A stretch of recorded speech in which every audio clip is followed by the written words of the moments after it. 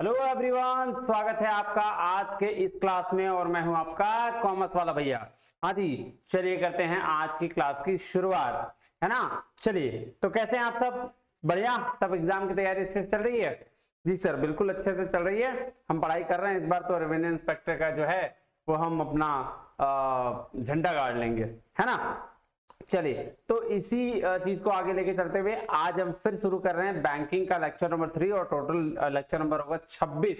Revenue inspector का ये 26वां lecture है और बैंकिंग में तीसरा या चौथा लेक्चर होगा, है ना। तो उसमें क्या है, आज हम पढ़ने वाले हैं जो रिकमेंडेशंस दिए गए थे आपके टंडन कमेटी और चोर कमेटी में, है ना। चोर बोल लो, चोर बोल लो, CHORE बोल लो, जो भी बोलना है वो बोल लो, बट वही कमेटी वाली, है ना।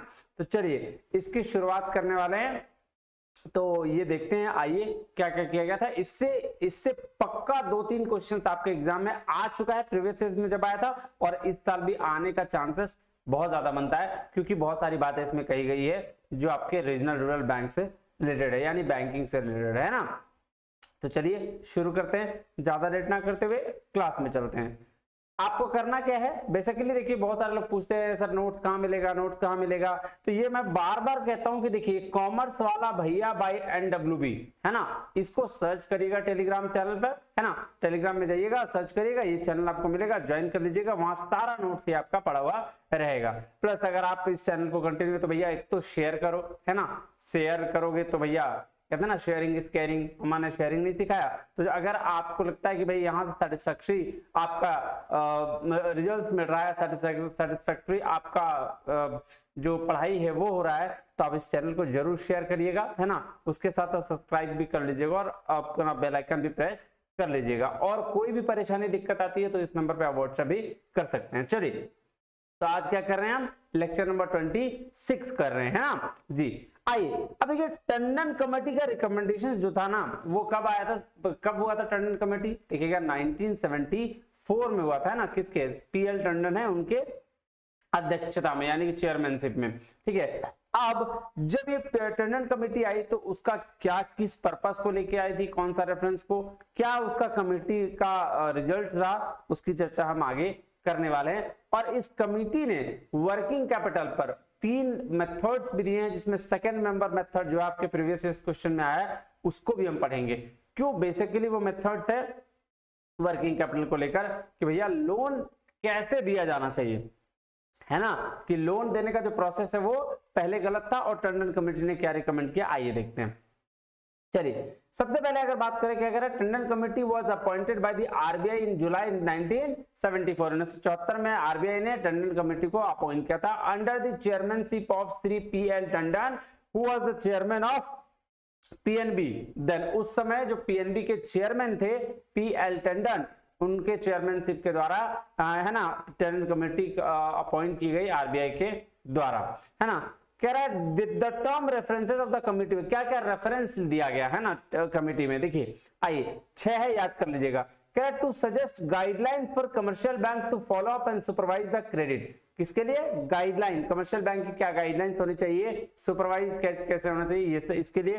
कह रहा है to suggest the type of operational data, कि काम कैसे करते हैं ना, ऑपरेशनल कैसे होगा उसके बारे में। And other information that may be obtained by bank, जो और कोई भी इंफॉर्मेशन जो बैंक के द्वारा ऑब्टेन किया गया हो। To make suggestions for prescribing inventory norms for different industries both in private and public sector. तो बोल रहा सजेशंस देने के लिए बोला गया कि आप बताइए कि इन्वेंटरी का जो नॉर्म्स होगा, चाहे वो प्राइवेट सेक्टर हो या फिर आपका गवर्नमेंट या पब्लिक सेक्टर हो, किस तरीके से होना चाहिए, है ना। ये बात कही गई कि to suggest the criteria regarding satisfactory capital structure क्या होना चाहिए, डेट इक्विटी का रेशियो क्या होना चाहिए, कैपिटल स्ट्रक्चर तो वही हुआ ना जी सर। तो उसके बारे में to make recommendations regarding sources for financing minimum working capital requirements. इसी पे 3 मेथड आया, देखिएगा कि मिनिमम वर्किंग कैपिटल का रिक्वायरमेंट कितना होना चाहिए। ये रेफरेंसेस है, इस रेफरेंस को लेकर शुरुआत हुई थी। कह रहा है to suggest whether the existing pattern of financing working capital requirements by cash credit या overdrafts required to be modified. तो बोल रहा भाई साहब क्या वर्किंग कैपिटल जो है इसका फाइनेंसिंग जो पैटर्न है क्या वही होना चाहिए या उसमें मॉडिफिकेशन की आवश्यकता है। तो ये तो रहा आपका रेफरेंसेस के साथ जो शुरू हुआ था। अब देखिए कमिटी ने क्या फाइंड किया, क्या उसका कंक्लूजन था, फाइंडिंग्स ऑफ द कमिटी क्या क्या है। कह रहा था committee studied the existing system of extending working capital finance. क्या बोला भैया, कमिटी स्टडी किया कि उसके एग्जिस्टिंग कैपिटल जो स्ट्रक्चर था या वर्किंग कैपिटल में फाइनेंस में जो मतलब फाइनेंशियल वर्किंग कैपिटल को देखा और क्या बोला, to industry and identified the following as it major weaknesses. क्या क्या वीकनेस थे इसको ध्यान से समझिएगा। अगर ये वीकनेस समझ में आया तो फिर रिकमेंडेशंस पढ़ने में मजा आएगा। क्या कह रहा है, कह रहा है it is the borrower who decide how much he would borrow. बोल रहा है उस टाइम में 1974 में बोरोवर यानी उधार लेने वाला यह डिसाइड करता है था कि भैया हमको उधार कितना लेना है। बैंक जाता जरूर था, बोलता था भैया हमको इतना उधार दो, उसके बगैर में सिक्योरिटी में दे देता था, बैंक उसको भी उधार दे देती थी, कोई दिक्कत नहीं था। तो पहला इसका वीकनेस क्या रहा कि ये कौन डिसाइड करता था, बोरोवर उधार लेने वाला डिसाइड करता था कि भैया हमको पैसा लेना कितना है। आप बोलोगे सर उधार लेने वाला नहीं तो क्या आप डिसाइड करोगे कि कितना आपको लोन दिया जाना चाहिए या फिर कितना हमको लोन लेना चाहिए। एग्जैक्टली मैं तो नहीं, लेकिन बैंक जरूर डिसाइड करेगा कि आपको कितना लोन मिल पाएगा। जैसे कि अब आप जाओगे ना बैंक कभी, तब देखना सारे बैंक्स में ये हो गया क्या कि भैया अगर आप 5 लाख लोन लिए हुए और आपका देखिएगा कि भैया सब कुछ चेक करेगा, वो अपना सारा चीज चेक करने के बाद बता देगा देखो आपका क्रेडिट इतना ही है, आप इतना ही लोन ले सकते हो, उससे ज्यादा लोन नहीं ले सकते हो। रिकमेंडेशन किसका, टंडन कमेटी का। आइए आगे नेक्स्ट चलते हैं, देखते हैं दूसरा वीकनेस क्या है। कह रहा bank credit instead of being taken as a supplementary to another source of finance is treated as a first source of finance. अब देखो बैंक का उधार को लोग क्या बोला, ऐसा होने लगा कि भैया अगर तुमको कुछ सामान मतलब मंगवाना है, बिजनेस स्टार्ट करना है, कुछ भी काम करना है तो बैंक से उधार ले लो। मतलब प्राइमरी इसको समझा जाने लगा। बैंक क्रेडिट कभी भी प्राइमरी नहीं होना चाहिए कि भैया तुम्हारे पास कुछ पैसा रहेगा तभी ना तुम बिजनेस स्टार्ट करोगे, कि सारा बैंकों के भरोसे में रह जाओगे, नहीं लोन लेकर बिजनेस स्टार्ट करेंगे, डूब गया तो गया। तो इसका दूसरा क्या बोला नुकसान, क्या वीकनेस, कि सारा का सारा लोग क्या किया, बैंक क्रेडिट को ही पहला का पहला प्रायोरिटी मानने लगा, जो गलत था, है ना। बैंक क्रेडिट को क्या treated as first source of funds, पहला finance, first source of finance treat किया जाने लगा। तीसरा क्या आपका देखिए वीकनेस था, कह रहा bank credit is extended on the account of security available and not according to the level of operations of the borrower. बोल रहा बैंक उधार किस लेवल पे देती थी, बैंक उधार इस लेवल पे दे देती थी कि भैया आप सिक्योरिटी हमको दीजिए, हम आपको उधार पैसा दे देंगे, ना कि इस लेवल पर कि भैया उसका ऑपरेशन देखिए कि क्या वो बिजनेस कर रहा है, क्या कर रहा है वो, क्या उसका करंट सिस्टम है ना, और उसको देख कर नहीं देती थी, बस सिक्योरिटी लेती थी और पैसा दे देती थी। लेकिन आज जो बैंक देती है वो कैसे देगी, देखेगी आप बिजनेस के लिए पैसा लेने आए हो तो आपको देखेगी बिजनेस का टर्नओवर कितना है, करंट एसेट्स आपके पास कितना है, ये सारा चीज चेक करती है। तो ये तीसरा कमी। चौथा कमी क्या हुआ, there is a wrong notion that the security by itself insure the safety of bank fund. और ये बहुत बड़ा गलत धारणा था कि भैया सिक्योरिटी जो है खुद में बैंक के लिए क्या सेफ्टी है ना। बैंक अगर वो ले लेती है सिक्योरिटी और पैसा दे देती है तो ये सेफ्टी है बैंक फंड का, ये गलत धारणा था। तो ये 4 चीजें थी, इसको याद कीजिएगा। पहला क्या कि भैया बोरोवर ही डिसाइड करता था पैसा कितना देना है, आई मीन लेना है, कितना लेना है पैसा ये डिसाइड करता था। दूसरा बोला कि जो बैंक अगर कुछ किसी को कहीं से बिजनेस पैसा लेना पड़ता था या कोई भी लोन लेना पड़ता था तो सबसे पहला चीज कहाँ, बैंक ही आते थे, खुद का पैसा नहीं, किसी और जगह से नहीं, पहला सोर्स बैंक को माना। तीसरा क्या, तीसरा बोला अगर सिक्योरिटी अवेलेबल है तो उस पे बैंक पैसा दे देती थी, ये नहीं देखती थी कि उसका करंट क्या चल रहा है, ऑपरेशंस क्या है, और बोरोवर का जो उधार ले रहा है वो क्या काम कर रहा है। और चौथा था कि भैया ये मान के चलती थी कि जो सिक्योरिटी से अगर हम सिक्योरिटी लेकर अगर हम पैसा देंगे तो वो सेफ होगा बैंक का फंड्स के लिए, नहीं तो ये तो गलत मेजर्स था। ये 4 मेजर्स वेरी वेरी इंपॉर्टेंट है, याद रखिएगा। कह रहा है कमिटी रिकमेंडेशंस, क्या रिकमेंड दिया, ये तो था फाइंडिंग्स, क्या कंक्लूजन फाइंड हुआ। अब आ जाओ रिकमेंडेशंस में। The report submitted by the Tandon committee introduce the major changes in financing of working capital by commercial bank in India. तो जो भी कमर्शियल बैंक है उन सब में ये बोला गया कि भैया आपको कुछ कुछ चेंजेस करना पड़ेगा। क्या होगा? द रिपोर्ट वाज सबमिटेड 9 अगस्त 1975। कब आया था? 9 अगस्त 1975 को रिपोर्ट सबमिट कर दिया गया। एंड फिक्सेशन ऑफ नॉर्म्स क्या हुआ? देखिए, कह रहा है an important feature of Tandon committee's recommendation relates to the fixation of norms for bank landing industry. तो बोल रहा भाई साहब कि आप कैसे आप पैसा देंगे, फिर क्या डिसाइड करेगा? ये बैंक के ऊपर होना चाहिए कि भैया हमको लोन कितना देना है, कैसे देना है, उसी के बेस पर आगे काम किया गया है। अब देखिए क्या बोल रहा है, ध्यान से समझिएगा। सबसे पहले बोल रहा है working capital gap. Working capital gap होना चाहिए। क्या क्या होना चाहिए? Working capital. ये कुछ नॉर्म्स है जो कौन डिसाइड करेगा? डिसाइड करेगा कमर्शियल बैंक सारे। अब कमर्शियल बैंक में सारे बैंक आ जाते हैं, मैंने लास्ट क्लास बताया, रीजनल बैंक भी और आपके प्राइवेट बैंक भी, पब्लिक बैंक भी, सारे बैंक आ जाते हैं, है ना। डीएफआई नहीं, नॉन बैंकिंग फाइनेंशियल इंस्टीट्यूशन नहीं, है ना, और डीएफआई भी नहीं। चलिए तो इसकी बात करते हैं। तो क्या कह रहा है? वर्किंग कैपिटल गैप होना चाहिए, मतलब करंट एसेट्स में माइनस करंट लायबिलिटी हो, वो उसके बाद कितना पैसा बच रहा है उसको देखना पड़ेगा। देखो क्या कह रहा है, कह रहा है working capital is the excess of current assets as per the stipulations over the normal current liabilities other than bank assistance. अरे इसको समझो क्या बोल रहा है, ये क्या कह रहा है, एक मिनट, चलो तो देखो क्या कह रहा है, इसको समझो। बोल रहा है मान लो तुम्हारा करंट एसेट्स है 50,000, ठीक है, करंट लायबिलिटी है 10,000, बैंक को छोड़कर, यानी कि बैंक में भी कोई लायबिलिटी उसको छोड़कर, ठीक है, ये बोला करंट। तो कितना बचा? 40। 40 में से बैंक का जो लायबिलिटी है वो भी है मान लो 10,000, तो जो 30,000 बचेगा ना वही होगा वर्किंग कैपिटल। यहाँ पे क्या क्या बोलते हैं? Working capital gap. समझ रहे हो? यही चीज कह रहा है। देखो working capital gap is excess of current assets over normal current liability, जो आप करंट लायबिलिटी को माइनस कर दो, अदर देन बैंक असिस्टेंस, अगर कोई बैंक में लोन है वो या बैंक का जो असिस्टेंस उसको छोड़कर। सो कह रहा है bank assistance for working capital shall be based on the working capital gap. अब बैंक का असिस्टेंस कैसे डिसाइड होगा कि बैंक कितना लोन देगी? वर्किंग कैपिटल गैप के अनुसार। इंस्टीड ऑफ करंट एसेट्स और नीड ऑफ ए बिजनेस, किस चीज को छोड़कर? इस बात पर नहीं कि बिजनेस को कितना करंट एसेट्स का रिक्वायरमेंट है, इस बात पर डिसाइड होगा क्या? वर्किंग कैपिटल या फिर लोन, उस बात पर डिसाइड होगा कि वर्किंग कैपिटल गैप कितना है। और वर्किंग कैपिटल गैप कैसे डिसाइड करते हैं? तो करंट एसेट्स में करंट लायबिलिटी को घटा दीजिए, और लायबिलिटी कौन? नॉन बैंकिंग वाला, अगर बैंक से लोन लिया हुआ वो नहीं, अदर देन बैंक से अगर कुछ होगा तो उसको घटाइए, ठीक है। चलिए उस बेसिस पर आप देखिए, कह रहा this type of financing assistance bye banks was introduced one of the basis of recommendation of Tandon committee. और इसी वजह, ये पहला आपका क्या था? बेसिस था रिकमेंडेशन का। दूसरा कह रहा लैंडिंग नॉर्म्स और मैक्सिमम परमिसिबल बैंक फाइनेंस।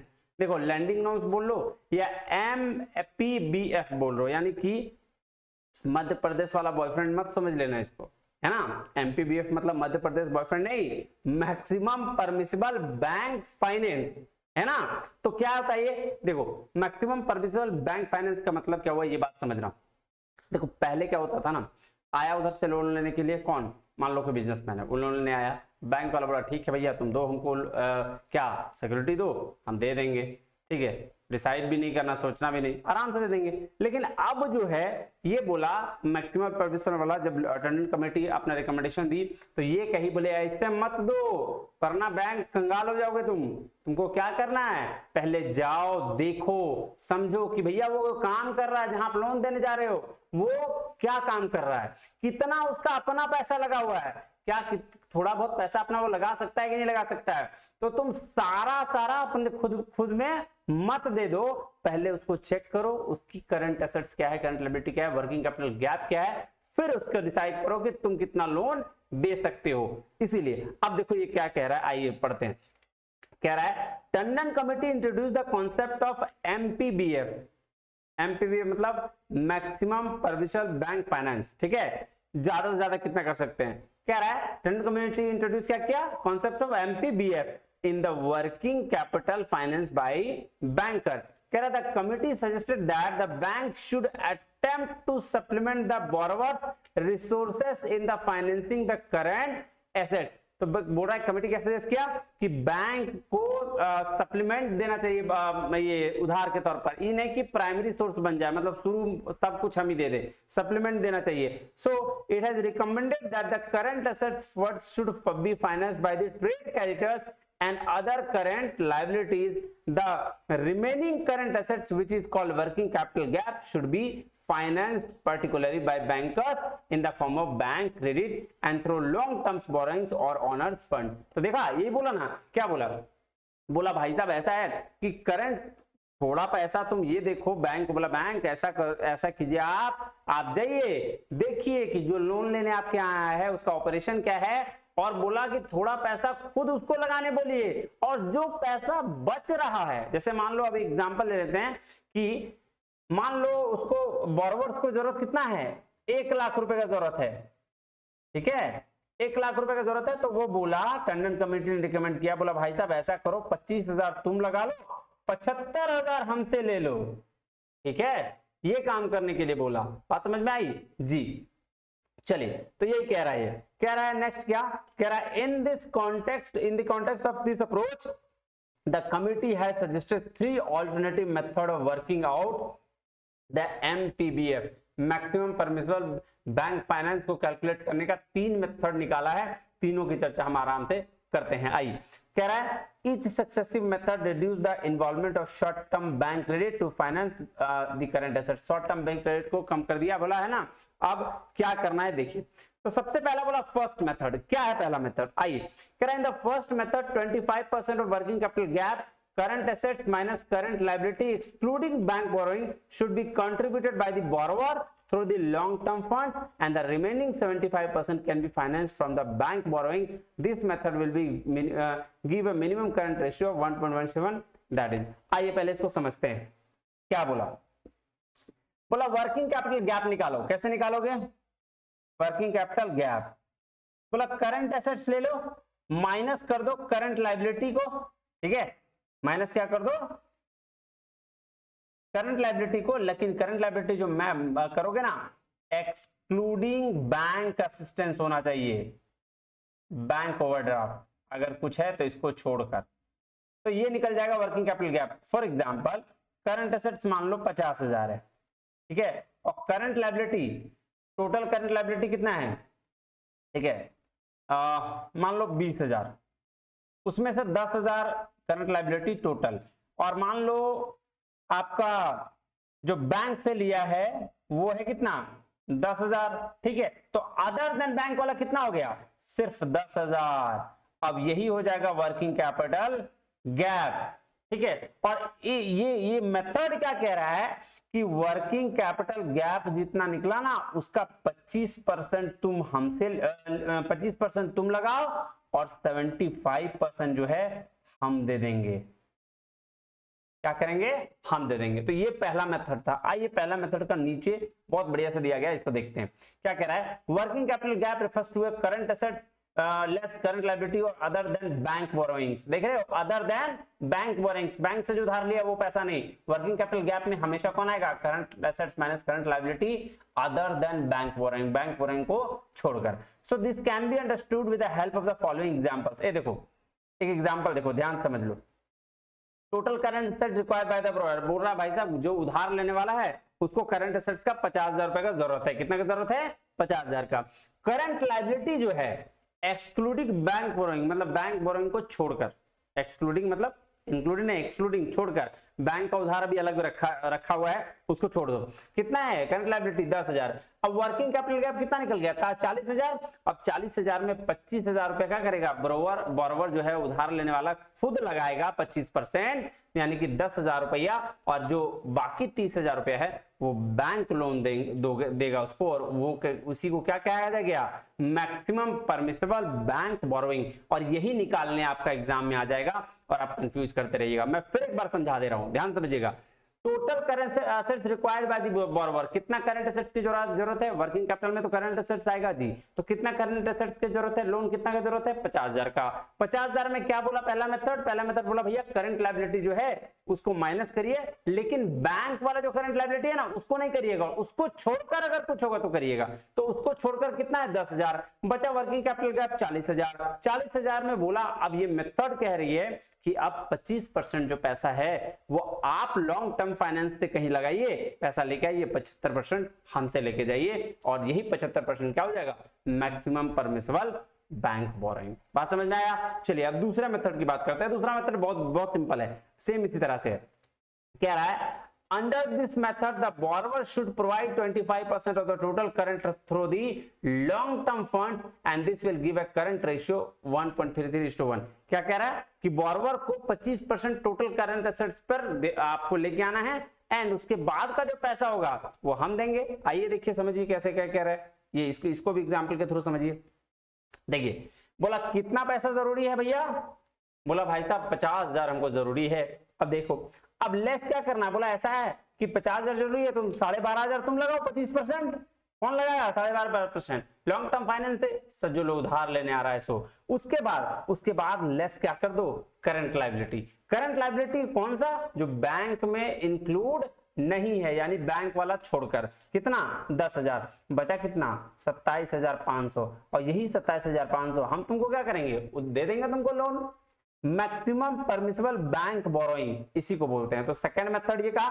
पहला मेथड में क्या किया, पहला मेथड में करंट एसेट जो जितना रिक्वायरमेंट था उसमें पहले लायबिलिटी को घटा लिया, यहां बाद में लायबिलिटी को घटाया, डिपेंड है आपको जैसे इच्छा है वैसे कर लीजिए। तो पहला method, first method is this one, second method is this one, and third method में आप आइए। ठीक है, थर्ड मेथड क्या कह रहा है देखिएगा, कह रहा है in this method the borrower should continue from long term sources to the extent of core current asset, that is fixed current assets and 25% of the balance of current assets। देखो यहां बोला भाई साहब ऐसा है कि आपको है ना कि आपको यहाँ पे जो फॉर्मूला अपनाना है कि कितना करंट एसेट्स का आपको रिक्वायरमेंट है, तो बोला 50,000। 50,000 में आपका कोर करंट एसेट्स कितना है, अभी आपके पास कितना कोर करंट एसेट्स कहते हैं फिक्स्ड करंट एसेट्स को, है ना, तो उसमें जितना भी है उसको घटा दीजिए, प्लस उसके बाद उसका जो 25% है ना वो आप लेके आइए, बाकी जो पैसा बचेगा हम देंगे आपको। आइए देखिए क्या कह रहा है, the remaining of the working capital gap can be made from the borrowing, this method will further strengthen the current ratio. आप आइए इसको पहले समझिए, ध्यान से समझिएगा, है ना, बहुत बहुत इजी है, कुछ नहीं है। कितना पैसा लेना है, total current assets required by the borrower 50,000 रुपए लेना है जी सर, 50,000 रुपए लेना है। बोला कोर करंट एसेट्स को लेस कर दीजिए, आप लेके कोर करंट एसेट्स ये एज्यूम्ड है 4,000 रुपए मान लिया गया कि मेरे एसेट्स को फिक्स लिख सकते हैं ना, फिक्स्ड एसेट्स भी लिख सकते हैं, core current fix core fixed assets, है ना, इसको लिख सकते हैं 4,000 रुपया। अब बचा बैलेंस कितना 46,000। अब बोला 46,000 में 25% आप लेके आइए लॉन्ग टर्म फाइनेंस से, ये देखिए 25% provided to be by the borrower through the long term funds. Long term fund से 25% आप लेके आइए, कितना है 11,500, बचा बैलेंस कितना 34,500।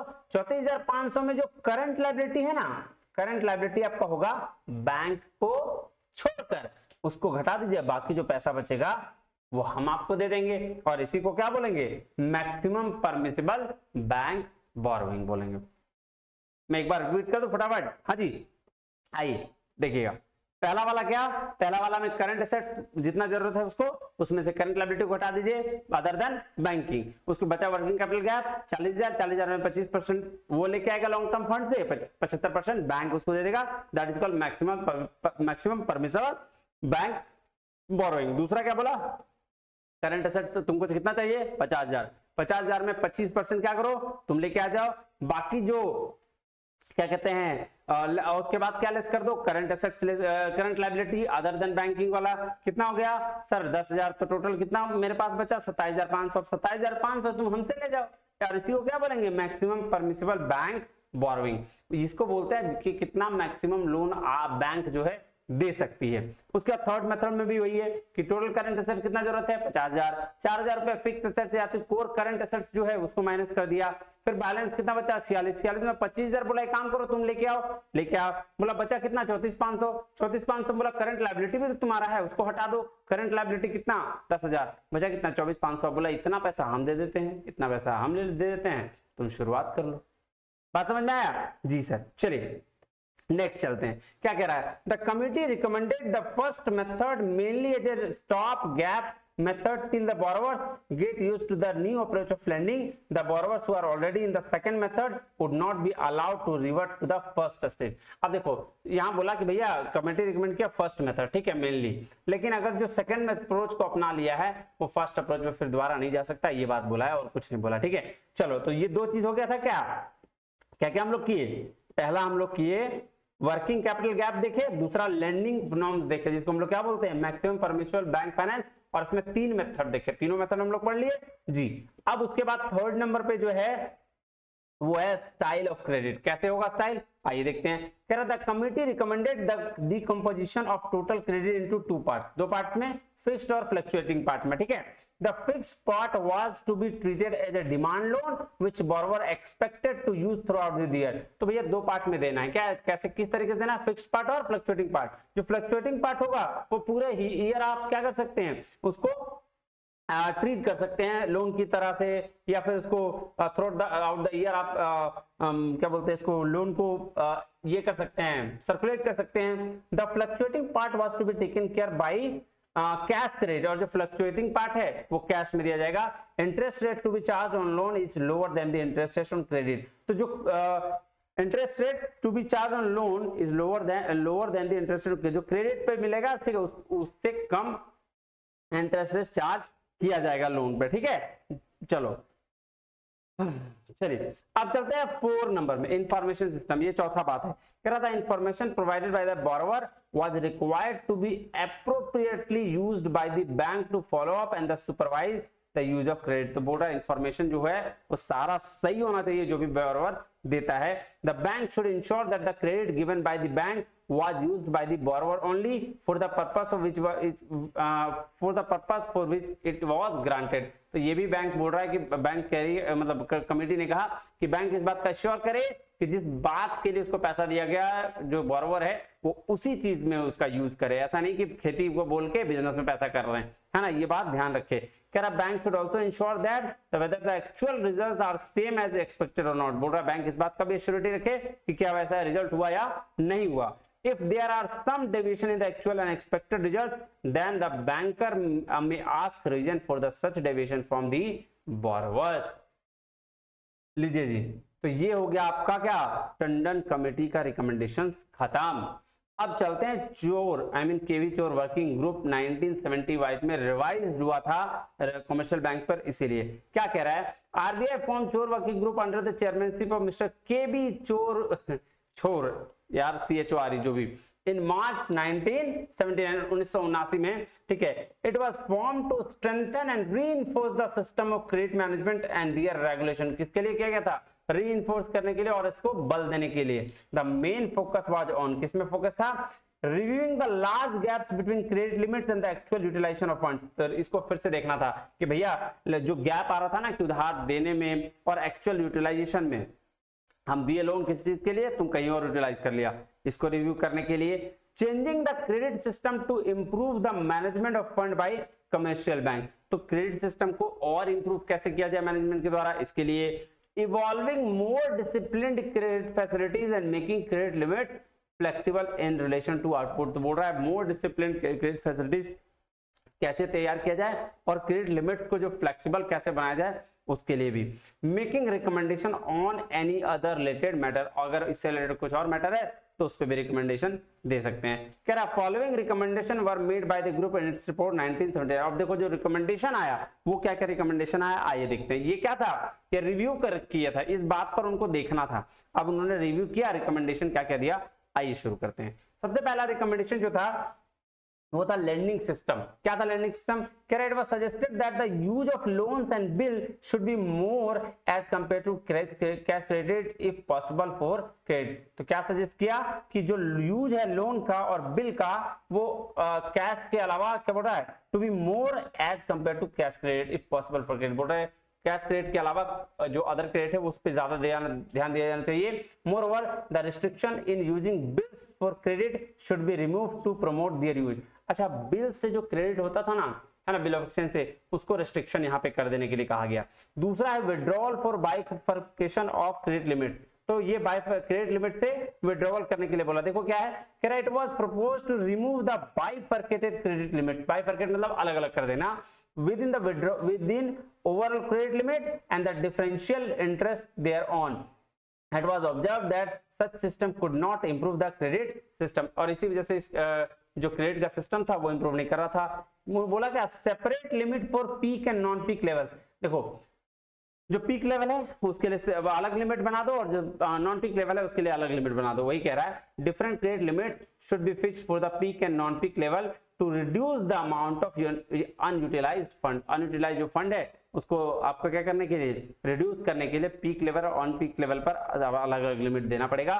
This suggestion was proposed for the borrower having working capital for 10 lakh and above. और ये सजेशन किसके लिए था, जिसका वर्किंग कैपिटल डिमांड 10 लाख या उससे ज्यादा था। Encouraging bill finance, loan taken against book debts at least 50% of case credit limited for inventory should be converted into the bill as it is more disciplined mode of financing। क्या बोला कि जो loan लेके जाया जाता था किस पर, बुक डेट पर, या एटलीस्ट 50% ऑफ कैश क्रेडिट क्या हुआ, लिमिट कर दिया गया। Limit for inventory should be converted, किसमें कन्वर्ट किया गया, बिल पे। कह रहा है क्यों, क्योंकि ये मोर डिसिप्लिन था फाइनेंसिंग का। एडहॉक और टेम्पोररी लिमिट्स के लिए बात की गई। कह रहा है in case of borrower require funds more than their credit limits they should pay as a penalty extra interest at least 2% to bank except the bank where it is exempted by RBI.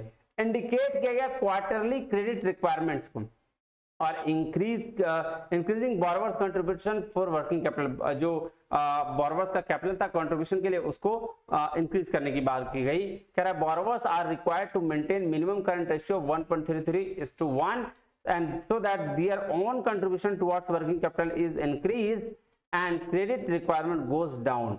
So for those who don't meet this ratio, the required credit is given as a working capital term loan on which they have to pay higher rate of interest so that they get induced to maintain current ratio. This rule applies for all borrowers having working capital for 10 lakh or more except SIC units। देखो बोला गया भैया ऐसा है कि जो अभी Turner committee वाला पढ़े ना कि हम लोग का वर्किंग कैपिटल गैप निकाल के और फिर उसको पैसा दिया जाए, तो वो बोला कि भैया उसको और बढ़ा दो, थोड़ा सा और बढ़ा दो। ऐसा नहीं कि उतना में हो जाएगा, 25% की जगह 30-40% ले लो और उसको बोलो उतना पैसा लेके आए, बाकी जो पैसा है वो हम दे देंगे, ऐसा। और ये किसके लिए अप्लाई होगा, SIC यूनिट्स, कमजोर लोगों के लिए नहीं, कि 10 लाख या उससे ज्यादा के लोगों के लिए ये चीज अप्लाई किया जाएगा। तो ये तो किसका रिकमेंडेशन हो गया जी साथ, सर ये KBCHOR कमेटी का रिकमेंडेशन था और जो टंडन कमेटी का था वो हमने ऊपर ही कर लिया, ठीक है ना जी सर।